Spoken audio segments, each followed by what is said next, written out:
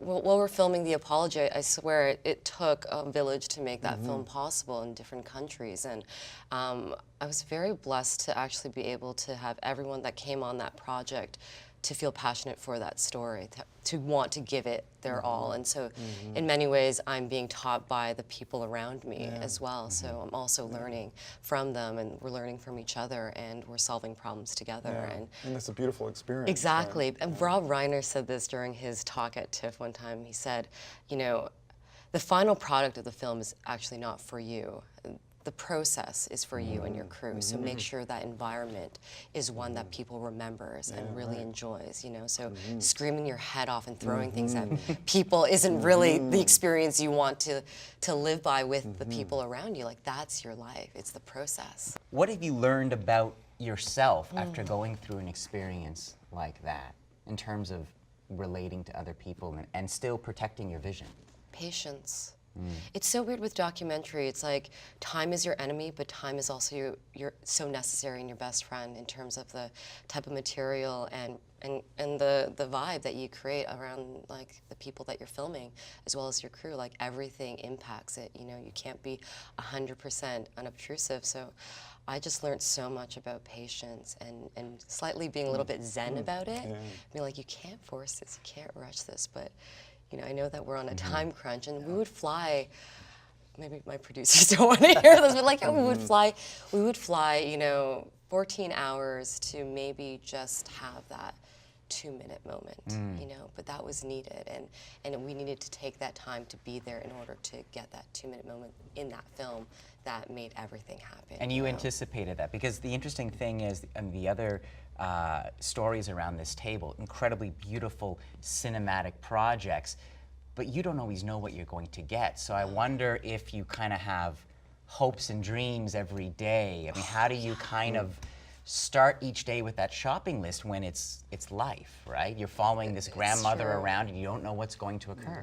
I was just telling JJ, I was like, you know, I feel like fiction, there's so many, like, it's like feeling like you're in a kid in a candy store where you have these options and you could create these magical moments and scenes. And I pray for that. Like, every morning, I'm just like, oh, I hope everyone is feeling good with the camera and feeling like, I hope that the sky and the light hits at that moment. But at the same time, I just kind of let it all go. Once you're immersed in that moment, I get lost in it. And I think, well, the process of making The Apology, I forgot in many ways of being a director and just being, having that privilege to be welcomed into this family's life.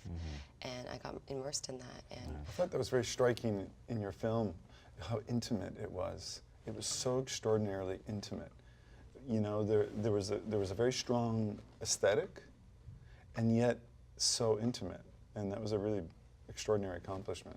Thank you. Yeah, it needed to take that, you know, 5-6 years of being able to have that relationship with the family to capture that. And I think my background in photography always lent its hand, and I was shooting most of it, so in many ways it was great to be able to share with, you know, your characters, like what you're shooting, and have them be part of that as well. And yeah, it's a process that I was just saying to you that how I wanted to transition one day into fiction. And, absolutely. And I feel like documentary has taught me so much about capturing that real raw emotion. And I will feel very lucky to be able to have a set of people and a crew and actors and to be able to be like, can you do this for me? This would be amazing. You can actually, yeah, to be able to say that way. and not feel awkward about it, like that's gonna be amazing. But I like what we were talking about, because I started in reality TV. And I really? think that ability to get a story, especially as elements are falling apart, because in documentary reality, you're watching something unfurl in front of you and you're trying to direct it, but you have to be adaptable. And I think that's one of the things that saved me in now a TV and moving into longer form, is to be able to adapt on the fly and to not be so stuck in how you saw it, but to be malleable enough that when it's not perfect, it's like it's a slow, steady, you know, stabbing of losing things, but still winning the battle. But oddly, in fiction, it's kind of the same thing. Yeah. You kind of place it, but you have to adapt to, well, the weather is not good. Totally, yeah. This actress just had an abortion last night, or you know, people feel the way they feel, and you have to adapt. And And sometimes it's But written, even in and Cardinal, when the tone is so specific Yeah. and you have this architecture of the storytelling that you know where you're going, you still are able to give yourself enough space. you have to, I think, yeah. to adapt to whatever the actor is thinking or feeling that day, or maybe they have another idea about the scene. And sometimes you have to try to accommodate that if it's good, you know.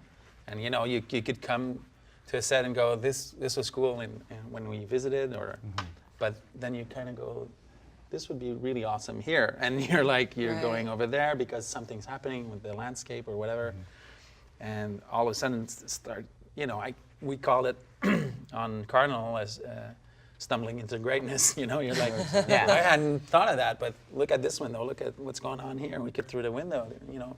Yeah. It's really, you have to adapt. If the actor's being authentic, and if you're creating authentic conditions, no one knows what's going to happen.